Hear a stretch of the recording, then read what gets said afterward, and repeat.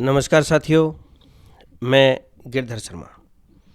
आइए आज आपको ले चलता हूँ हसीन वादियों में, यानी दुनिया की पवित्र पहाड़ियों के बीच बसे केदारनाथ मंदिर।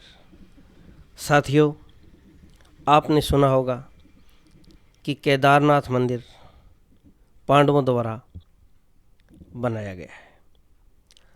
होता यूँ है कि जब कुरुक्षेत्र के अंदर महाभारत का युद्ध चला, जब युद्ध समाप्त हो गया तो सारे पांडव बैठकर विचार करते हैं कि हमने मंदिर भी तोड़ दिए और कुछ पुजारियों की भी हत्या हमारे द्वारा हो गई है।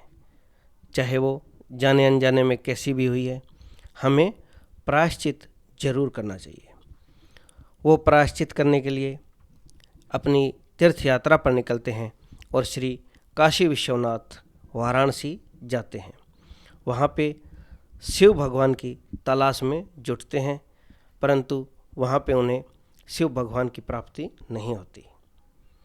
वहाँ से वो हताश और निराश होकर जंगल जंगल और पर्वत पर्वत होते पहुँच जाते हैं नर और नारायण पर्वत की ओर। नर और नारायण दो पर्वत ऐसे हैं जो केदारनाथ और बद्रीनाथ दो धाम हैं, उनको आपस में जोड़ते भी हैं।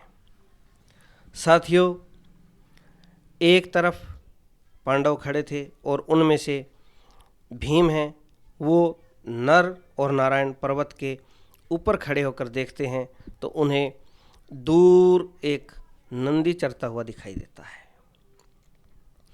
जब भीम उस नंदी को देखते हैं तो उन्हें एहसास हो जाता है कि शिव भगवान यहीं कहीं हैं और उन्हें उस नंदी में से शिव भगवान के दर्शन होते हैं और वो भागकर उस नंदी के पैर और पूंछ पकड़ लेते हैं।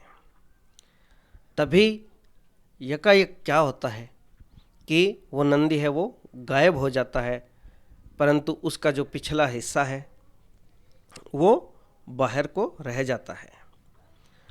दंत कथा में ये भी जिक्र है कि जो नंदी का पिछला हिस्सा है वो केदारनाथ कहलाया और जो आगे का हिस्सा है, जो मुख का हिस्सा है, वो वहाँ से जाकर निकलता है नेपाल के अंदर, जहाँ पशुपतिनाथ मंदिर बना हुआ है।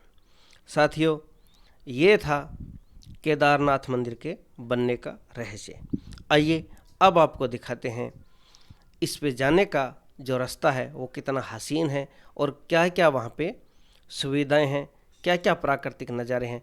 आइए मेरे साथ चलते हैं केदारनाथ यात्रा पर। साथियों, जब हम केदारनाथ धाम की यात्रा शुरू करते हैं तो मन उमंग और हर्षोल्लास से भरा होता है।